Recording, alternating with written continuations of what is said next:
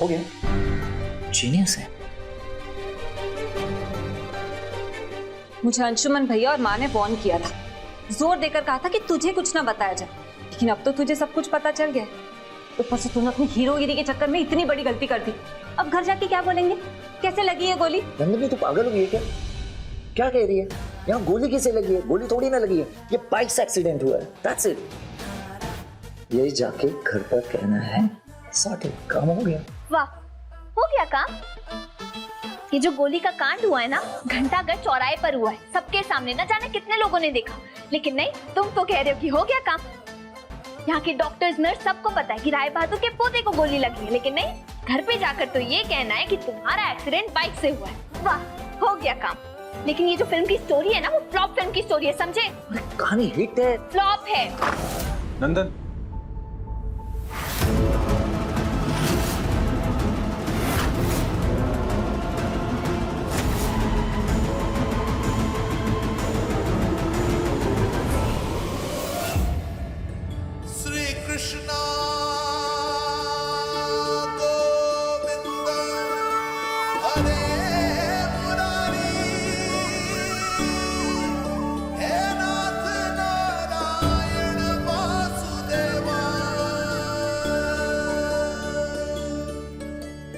जीवन मृत्यु, लाभ हानि, यश अपयश, ये सब विधि हाथ है। सुमन और अंशुमन की कुंडलियों के 36 में से 36 गुण मिलते हैं मिथिलेश बाबू जी। धन्यवाद। परंतु हमारा अभी भी यही मानना है कि वैवाहिक संबंध हम नहीं बनाते हैं, ये नियति तय करती है।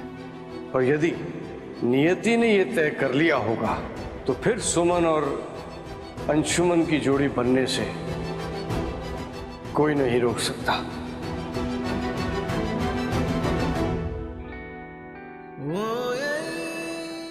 वो कुछ नहीं, बस वो बाइक से एक्सीडेंट हो गया, दैट्स इट, कुछ नहीं। लेकिन देखो ना, नंदिनी को कुछ नहीं हुआ, एकदम सेफ है, फर्स्ट क्लास। लेकिन मैंने तुम्हें नंदिनी को कार से ले जाने के लिए कहा था ना,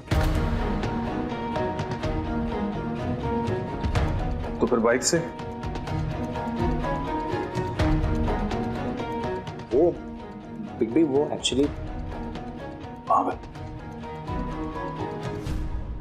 थैंक यू सो मच सुमन, तुमने आज फिर मेरे परिवार को बचा लिया, अपनी इस बेवकूफ दोस्त को बचा लिया और इस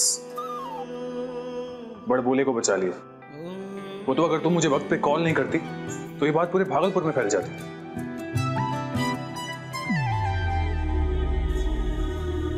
I'm sorry भैया, ये सब कुछ मेरी वजह से हो रहा है। अब बेवजह खुद को वजह मत मानो, सॉरी की कोई जरूरत नहीं है, सब मैनेज हो गया। किसी को कुछ पता नहीं चलेगा और ब्लैकमेलर भी पकड़ा जाएगा। और मैंने तुमसे कहा था ना बाइक से ना निकलने के लिए। वो एक्चुअली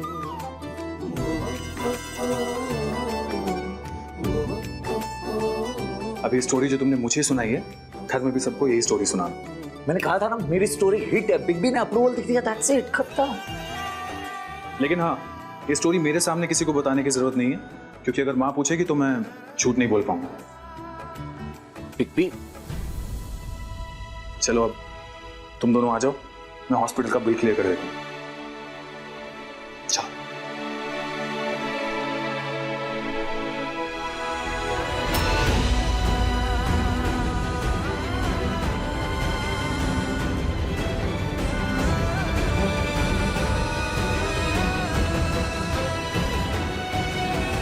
ये नियति का लेख है,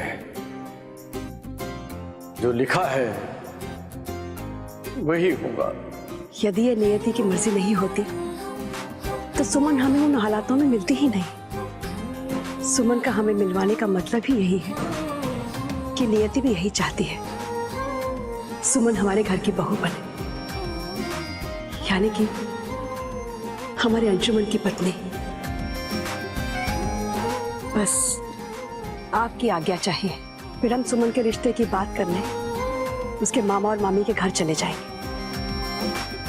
अब उस ब्लैकमेलर की स्टोरी का दी एंड समझो। पुलिस उसे किसी भी टाइम अरेस्ट कर लेगी। अब तुम्हें किसी भी बात की चिंता करने की कोई जरूरत नहीं है।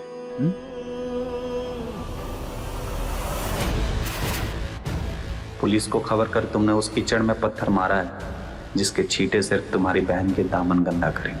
हम नंदिनी को पूरे शहर में बदनाम कर देंगे। हाथ क्यों पकड़ा? तुम्हें मुझ पे बिल्कुल भरोसा नहीं है ना?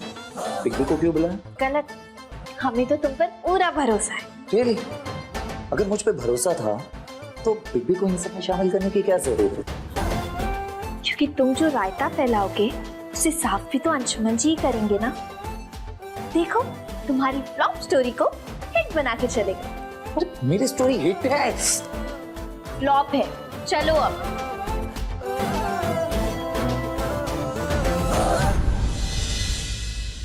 सुरभि जी, सबसे पहले हम बाबूजी और भाभी से सलाह मशवरा कर लेंगे। जी। उसके बाद सुमन के मामा और मामी को बताएंगे। और रही बात माही जी की, तो उन्होंने तो हाँ कहेगी। हाँ, भाभी का मुंह देखते ही उनसे भी हम बात कर लेंगे। जी ठीक है।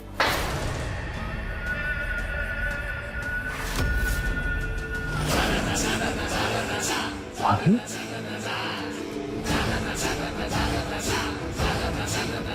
आज कौन सा दिन है छुटकी?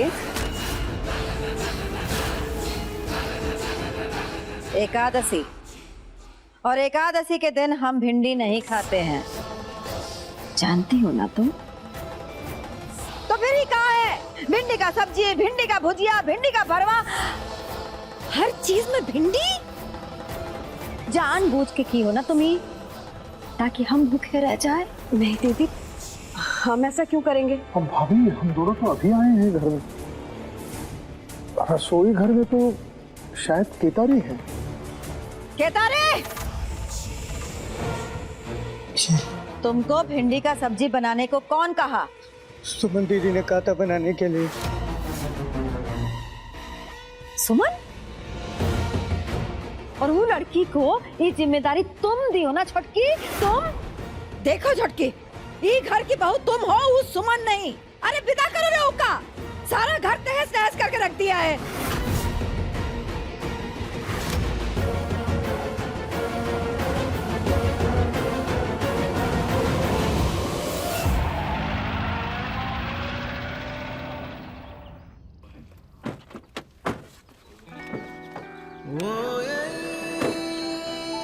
अरे ठीक हूँ, क्यों टेंशन ले रही? तू ठीक है? हाँ। अच्छा नंदन, अब तुम चुपचाप अपने रूम में चले जाना। आज दादाजी को अवार्ड देने स्टेट क्लब के लोग पटना से आ रहे हैं। आज यहाँ पूरी की पूरी मीडिया रहेगी। एक बार प्रोग्राम अच्छे से हो जाए, उसके बाद मैं माँ को सब सच बता दूँ। लेकिन उससे पहले कोई किसी से कुछ नहीं कहेगा। ओके? ठीक है पिग्गी, चलो।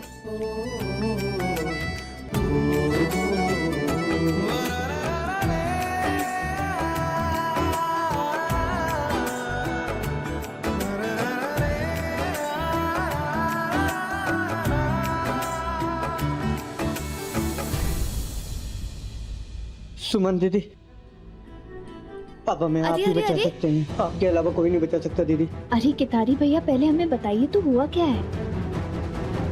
सुमन दीदी, उस सवेरे बड़का मालिक हम पर गुस्सा हो गए थे, तो हम उनको खुश करने के खातिर भिंडी बनाए थे, 3-3 मेजन का भिंडी। लेकिन बड़ी मालकिन एकादशी को भिंडी नहीं खाती है, तो उन्होंने छोटी मालकिन को बहुत सुनाया और हमसे भी पूछा कि किससे पूछ कर बनाया। सो हम डर के मारे आपका नाम ले लिए। कोई बात नहीं केतारी काका। क्या केतारी भाई, आपने सुमन का नाम क्यों लिया? मैं अभी जाके बड़ी माँ को सब बताता हूँ। नहीं अंशुमन जी, प्लीज रहने दीजिए, किसी को कुछ भी बताने की कोई जरूरत नहीं है। लेकिन सुमन, हम संभाल लेंगे। केतारी भैया, सुरभि माँ कहाँ है? रसोई में। हम अभी देखते हैं।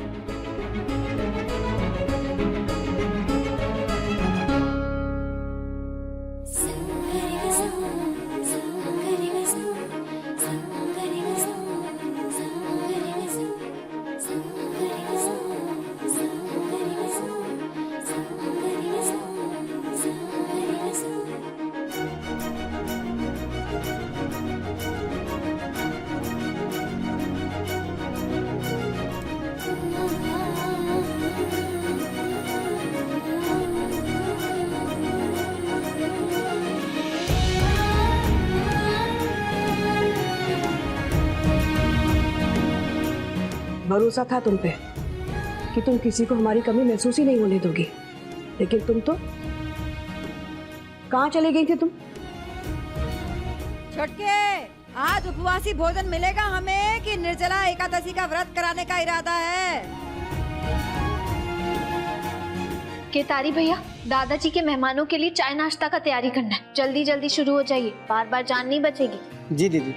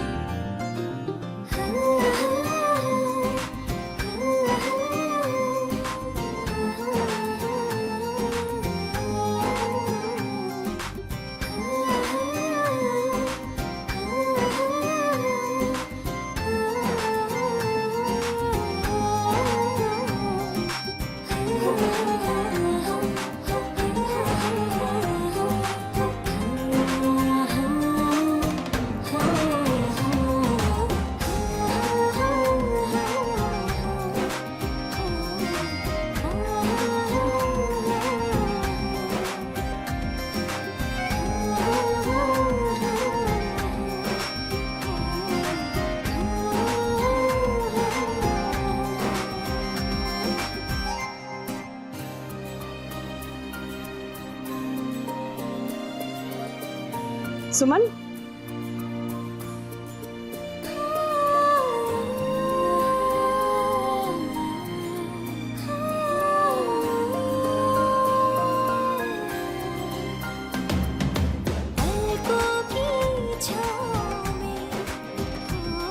माँ है हम। जानते हैं सुरभि माँ, हमारा ना बराबरी का रिश्ता है। माँ भी है और दोस्त भी। अब पता चला जब कोई किसी को इग्नोर करता है तो कैसा फील होता है। सॉरी। दोस्ती में no sorry, no thanks. Okay? लेकिन सुमन, हमें हमारी बात का जवाब नहीं मिला। तुम गई कहाँ थी?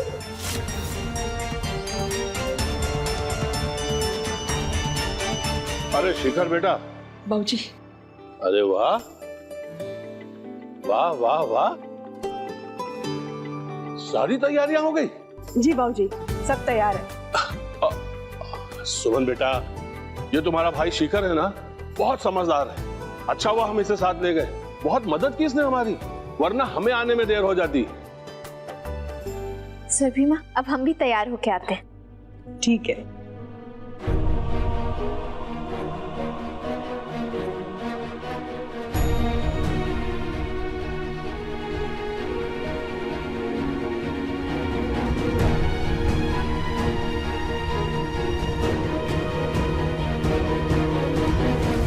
पुलिस हमारे पीछे है, लेकिन हम पुलिस के हाथ लग जाए उससे पहले हमें इस राय बहादुर खानदान की मिट्टी पलीत करना है।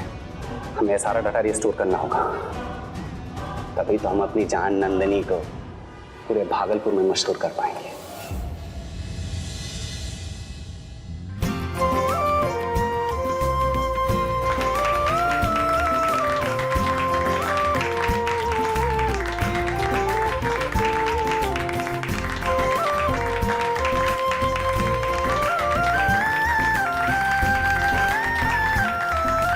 धन्यवाद जी, धन्यवाद धन्यवाद आप सबका। नमस्कार। आपको बिहार रत्न की उपाधि मिलने जा रही, कैसा लग रहा है आपको? अच्छा लग रहा है, बहुत अच्छा लग रहा है। अब हमारे पिताजी के कठोर तपस्या का फल हमें मिलने वाला है, बहुत अच्छा लग रहा है। धन्यवाद जी, धन्यवाद। अब समय आ गया है कि हम आपको बिहार रत्न सम्मान से सम्मानित करें। माफ कीजिएगा राय बहादुर साहब, मेरे मन में एक सवाल उठ रहा है।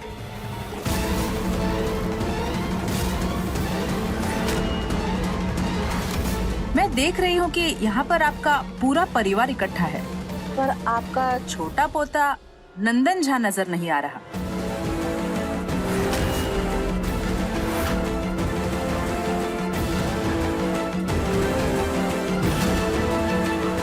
छोटे पोते के बिना परिवार अधूरा नहीं लग रहा, क्यों ना उन्हें भी बुलाया जाए। हमने ध्यान ही नहीं दिया। बेटा अंशुमन, नंदन कहाँ है? दादाजी, दरअसल उसकी तबीयत खराब है, वो अपने रूम में आराम कर रहा है। अरे बताया नहीं किसने? नहीं माँ, वो फंक्शन तो घर में ही है, वो अपना चेहरा तो दिखा ही सकता है, या फिर उनकी तबीयत इतनी खराब है कि वो बाहर यहाँ तक भी नहीं आ सकते। बेटा अंशुमन, नंदन की तबीयत खराब थी, हमें बताया क्यों नहीं? जी वो दरअसल वो ठीक है, मौसम खराब है ना तो उसे बुखार हो गया है। हम अभी लेकर आते हैं। लेकर आइए।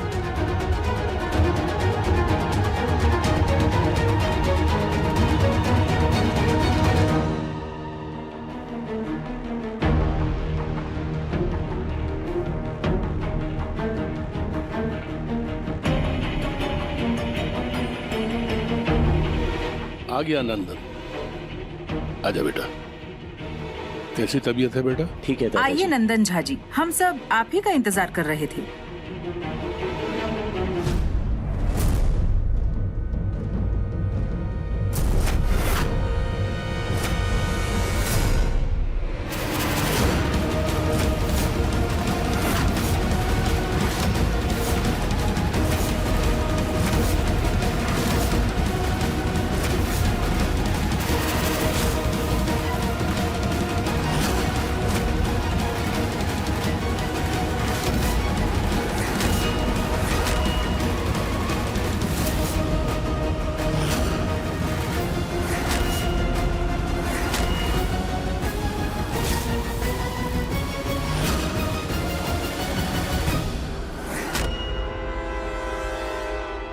ये क्या बदतमीजी है? अच्छा, इस वजह से आप नीचे नहीं आ रहे थे।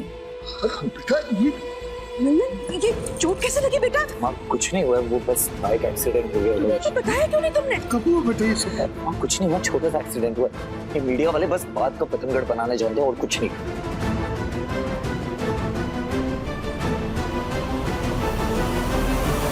झूठ से पर्दा हटाना हमारा काम है। सच्ची तो कह रहा हूँ, बाइक एक्सीडेंट हुआ था और कुछ नहीं। बस बाइक से या गन की बुलेट से?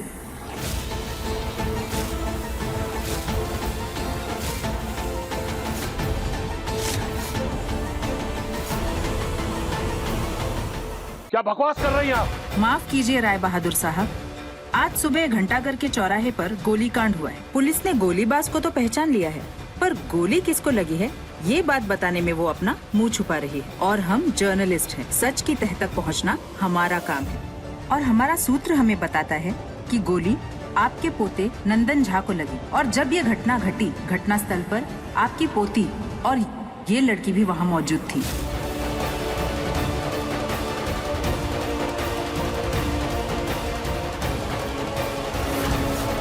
एक मिनट अंशुमन बेटा, ये जो कह रही है वो सच है?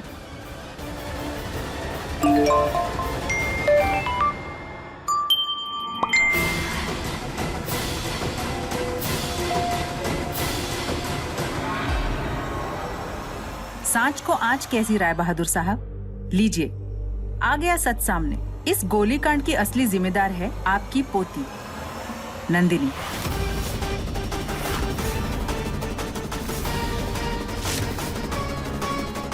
देख लीजिए।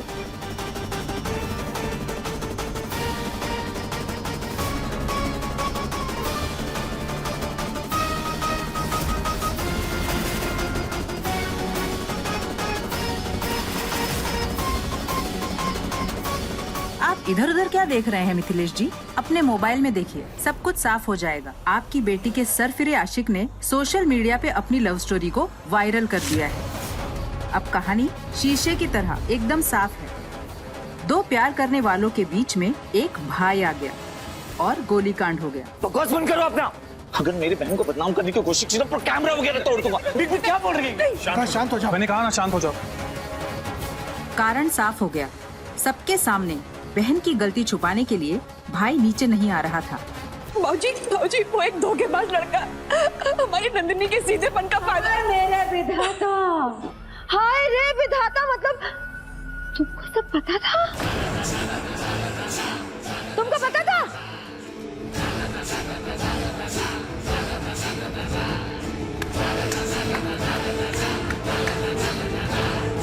क्या संस्कार दिए हैं हमारी छोटकी ने अपने बच्चों को। बहन, प्यार के पेच लड़ाती है, छोटे भाई को गोली लगती है और बड़ा भाई उसे छुपा लेता है। और माँ, ये माँ इन सारी गलतियों पे पर्दा डाल देती है।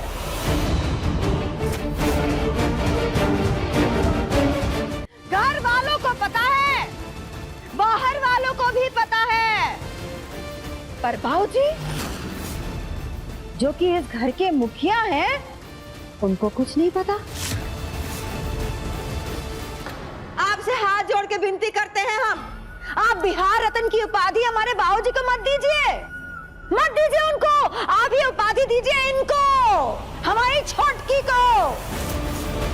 एक थी मदर इंडिया है और एक है ये मदर बिहार।